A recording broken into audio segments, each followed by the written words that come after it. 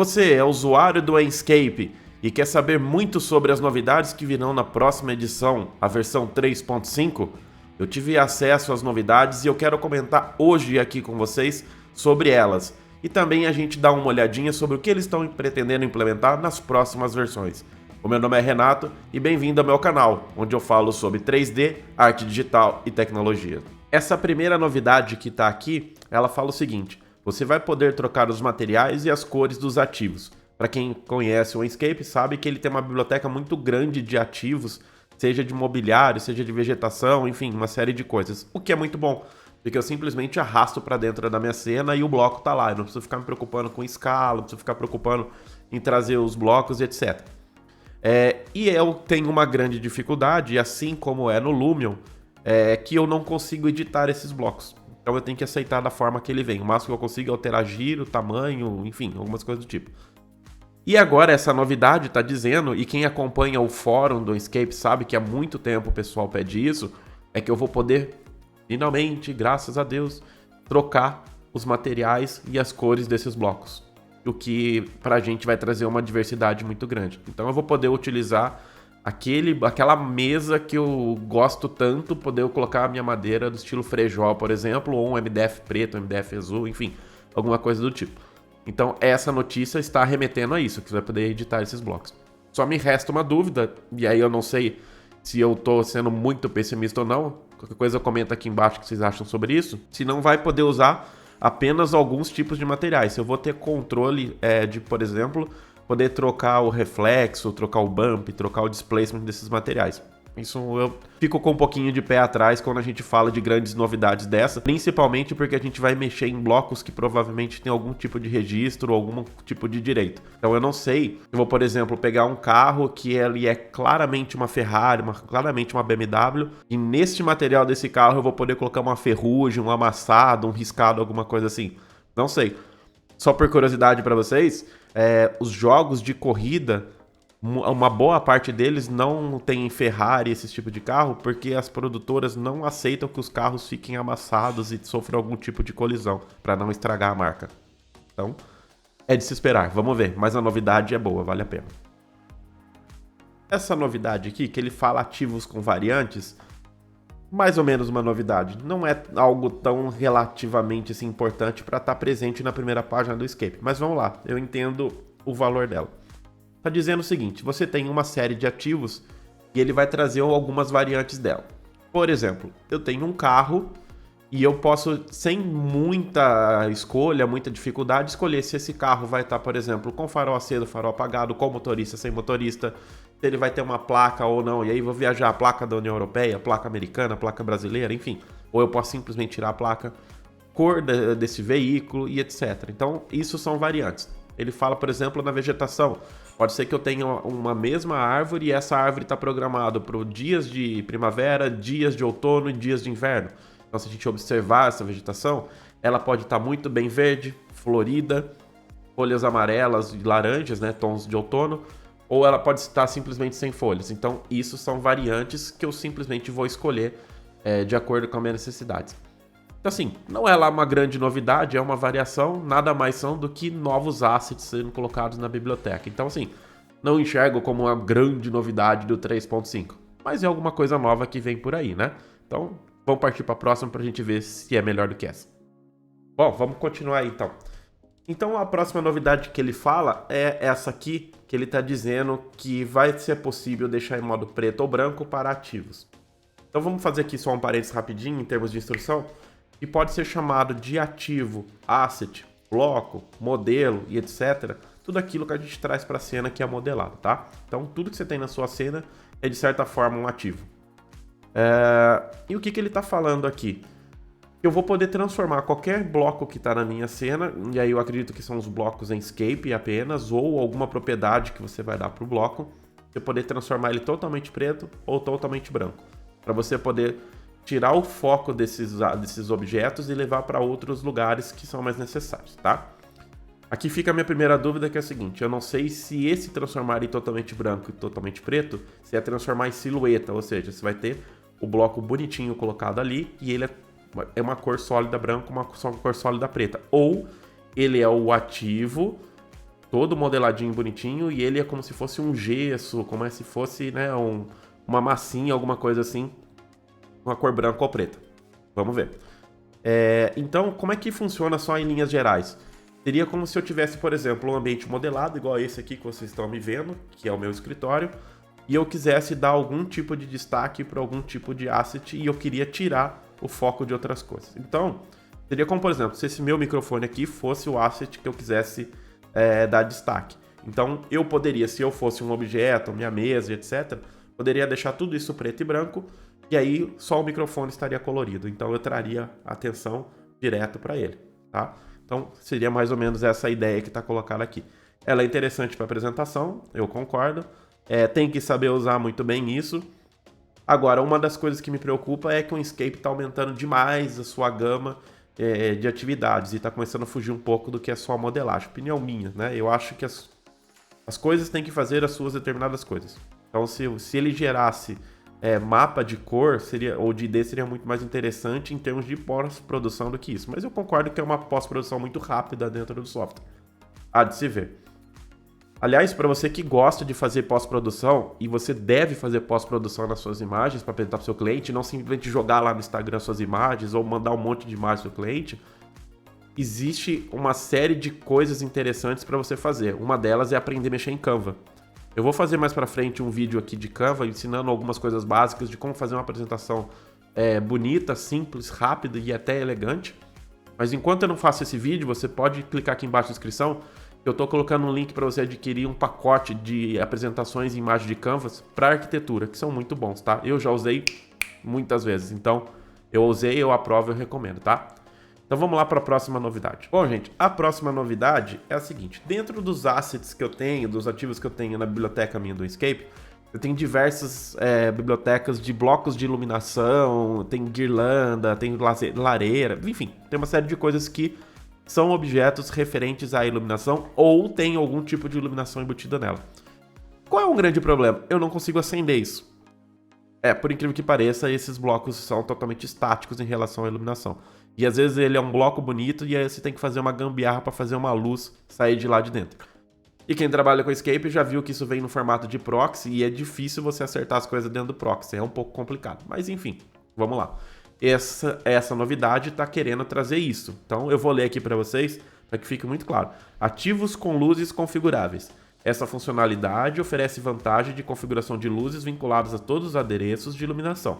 Ela permite ligar e desligar as luzes e ajustar a intensidade, ângulo e a cor da fonte de luz. O que é muito legal, porque eu vou permitir eu poder fazer as diversas configurações que eu quero. Então, se eu tiver lá um objeto que tem um LED ou um neon, alguma coisa, eu posso mudar esse neon e posso fazer ele de fato funcionar como uma luz que nunca funcionou dessa forma. Como diria o Diogo Moita, um cara que eu gosto pra caramba e sigo ele, acho que ele nunca vai ver esse vídeo, mas enfim, é um game changer? Não é um game changer. Mas que é um belo acréscimo de qualidade de vida, vocês podem ter certeza que é. Então, Escape, nessa aí você acertou e vai fazer diferença. Mas claro, não poderia ser uma coisa que você coloca como uma novidade da versão. É nada mais do que um caminhar, um esperado em relação a isso. E aí o que eu acho que seria interessante vir junto com esse tipo de novidade, mais pra frente eu vou mostrar pra vocês, então fica aqui no vídeo, que é a luz volumétrica. Em cima disso tem que vir luz volumétrica. O que é a luz volumétrica? É aquela luz que quando você, determinado ângulo que você está enxergando, se tiver poeira, se tiver uma fumacinha, alguma coisa no ambiente, ela ilumina e esparge essa luz. Isso não tem dentro do Inkscape e agora está surgindo dentro de um Lumion de uma forma bem mais ou menos aí. E é uma das diferenças porque que as coisas calculam rápido dentro do Lumion do Inkscape e calculam um pouco mais devagar dentro dos outros softwares. É porque esse tipo de cálculo de luz, num Corona Render, num V-Ray, alguma coisa, já é padrão, já existe há muito tempo, tá? E isso realmente aumenta o tempo de render. E aí vamos ver o milagre que eles vão fazer para isso funcionar, se implementarem isso, tá bom? Então vamos lá para mais uma novidade. Bom, gente, isso aqui não é uma novidade, né? Vamos lá, é uma melhoria de interface do programa. Então, você está olhando aqui, o que ele está falando para mim? Ele vai ter uma janelinha dentro do software que ele vai permitir você fazer um login como usuário, e aí você vai poder colocar um código promocional e etc. Nunca vi esse código promocional, mas sim, claro, nunca chegou para mim, eu sou um produtor tão pequeno e que uso o Inkscape em uma pequena parte do meu dia, apesar de eu ainda usar. Então, óbvio, isso nunca vai chegar para mim. E assim, lá você pode resgatar talvez materiais adicionais, igual ele tá falando, ver como é que tá o status da sua licença, etc.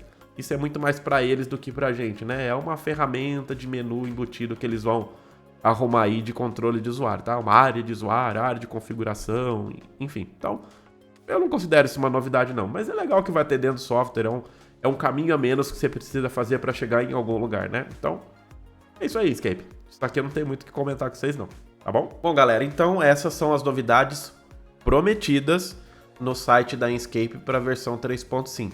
Olha, sinceramente, eu não vejo a versão 3.5 do Inkscape como alguma coisa disruptiva que vai mudar o mercado, etc. Eu acho que vão ser pequenas implementações, nada demais, é muito mais do mesmo e é muita coisa ligada à parte de biblioteca. Mas vamos esperar, vai que vem uma novidade legal aí para a gente ter de surpresa, né? Vamos esperar. Aqui do lado, eu tô colocando aqui para vocês uma parte do site deles que fala sobre as coisas que eles estão estudando e tentando trazer como novidade no software. Então tá em desenvolvimento ainda. E esses dois primeiros são os que me chamaram mais atenção porque eles são de assuntos distintos. E o terceiro que eu vou falar basicamente é sobre luz e algumas sombras que eu já falei um pouquinho atrás no vídeo. Então presta atenção no que eu vou falar agora.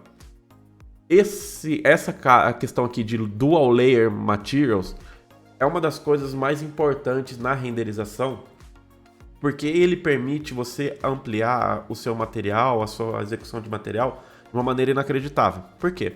Vamos só levar em consideração esse mesmo material que ele está falando aqui. Para quem não conseguiu perceber, ele é um gramado e que no contorno do gramado ele tem uma terra, enfim, uma vegetação um pouco mais escura. E isso é feito com um material só. Provavelmente deve chamar material com grama seca, etc.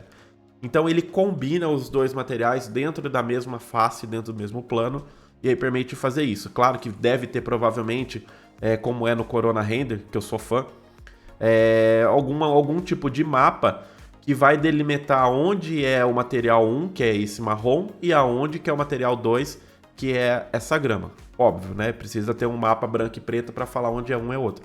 Mas só de ter essa possibilidade de trabalhar com dois materiais é excelente. Porque o que eu consigo fazer com esse tipo de material que talvez vocês não pensem um pouco mais longe? Eu consigo fazer parede com defeito, eu consigo fazer poça de água em algum material, utilizando um mapa, por exemplo, de madeira e um mapa de reflexo à parte.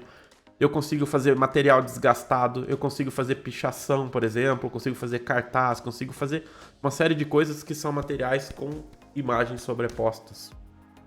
Isso é legal. Se implementar isso daqui no Inkscape, aí eu ponho o selinho de Game Changer. Isso seria um Game Changer. O de baixo aqui, que é a parte de Section Planning Box, é você poder fazer cortes, né, de arquitetura para fazer planta baixa dentro do seu projeto. É claro que hoje o SketchUp já faz corte, né? Você consegue trazer o corte para dentro do seu projeto, mas você não consegue utilizar isso muito bem no Inkscape. A minha grande pergunta é, será que eles vão conseguir fazer o controle de entrada de luz igual é no V-Ray? Eu acredito que sim, porque o Inkscape hoje sendo adquirido pela Chaos Group, que é dona do V-Ray, provavelmente essa inteligência vai trazer para dentro do software da Inkscape. Vamos aguardar, né? Espero que sim. Se isso que eu falei para vocês é um pouco de novidade em relação ao Inkscape, mas vocês estão gostando sobre o que é possível fazer com o Inkscape, eu vou jogar aqui contra o próprio patrimônio. Inkscape vai provavelmente substituir o V-Ray, como já está substituindo tempo a tempo, porque hoje o Inkscape ele é bem prático em termos de arquitetura, ele é muito bom em relação à execução de render de arquitetura, e o V-Ray cada dia mais sendo compreendido como nichado para produtos, né? Então, assim, cada dia mais você bater um dedinho aí no seu YouTube, você vai perceber que tem muita gente usando só o Inkscape e abandonando cada vez mais o V-Ray, apesar de serem da mesma empresa. Então, fica aqui a dica para vocês conhecerem o Inkscape. E se gostarem, eu vou deixar para vocês aqui embaixo o link do curso do Luan de Sá, que para mim é um dos melhores artistas 3D e usuário de Inkscape. Inclusive ele tem esse curso que eu estou indicando para vocês, um dos melhores cursos de Inkscape que existe disponível no Brasil. E o preço dele é ótimo e a didática dele é ótima. Os produtos dele são sensacionais e os resultados também. Então, aproveita aí, tá? Então, vamos passar agora para outra parte que eu falei para vocês, que é em relação às novidades que estão desenvolvendo em relação à luz. Vamos lá, pessoal. Então, a novidade em relação à luz são essas daqui, que são as luzes volumétricas, que eu já falei um pouquinho na parte anterior do vídeo, e as sombras coloridas. Por que eles são legais? Primeiro, luz volumétrica, agora sim vocês vão conseguir entender o que é. É isso aí, é quando a luz, você mostra o caminho da luz e tem alguns objetos no meio do caminho, seja partículas, etc., que vão deixando um rastro. Então, veja só, isso aqui é tipo uma luz de um show e os rastros estão aparecendo. Mas é a mesma coisa, por exemplo, no dia de chuva, que tá a luz do poste acesa e você consegue ver o cone de luz ali, ou na neblina e etc. Então, isso é uma coisa que muda bastante a cara do render. Isso aí também seria um game changer. E a parte de sombras coloridas, que o pessoal talvez não entenda, as sombras têm cor, né? Principalmente quando passa por materiais translúcidos, igual a gente tá vendo aqui, ou por refração, igual a gente tá vendo aqui do vidro. Vocês perceberam que eu tenho uma séria dificuldade em apontar as coisas, né? Então, quando é feito essa sombra colorida, ou chamado de caustics também, a gente consegue ver que fica muito mais bonito, né? A gente consegue ter um volume na nossa cena, um acabamento muito bacana. Então, olha só que interessante que ficam as luzes passando pelos objetos. Vocês conseguem ver perfeitamente aqui que as sombras têm cor. E sempre teve, sempre tiveram. É que no Inkscape esse cálculo não era legal. E aí a minha grande pergunta é, será que implementando tudo isso, o tempo de render vai continuar sendo o mesmo que ele tem hoje, que é muito rápido? Porque pelo seguinte, gente, luz é uma das coisas que mais atrasa o tempo de render. Não atrasa, mas que exige um cálculo muito mais preciso, muito mais apurado. Então, quanto mais novidades forem implementando em relação às luzes, principalmente luz trabalhando com partícula, luz trabalhando com refração, mais lento vai ficando o cálculo se eles quiserem fazer de uma forma precisa. Então a gente tem que pensar sobre isso, tá bom? Então, gente, essas são as novidades do Inkscape 3.5 que vem por aí. Escrevam aqui embaixo se vocês gostaram ou não. E aproveite e se inscrevam no canal e deixe o seu joinha se vocês curtem o Inkscape, tá bom? Então, um grande abraço, até mais.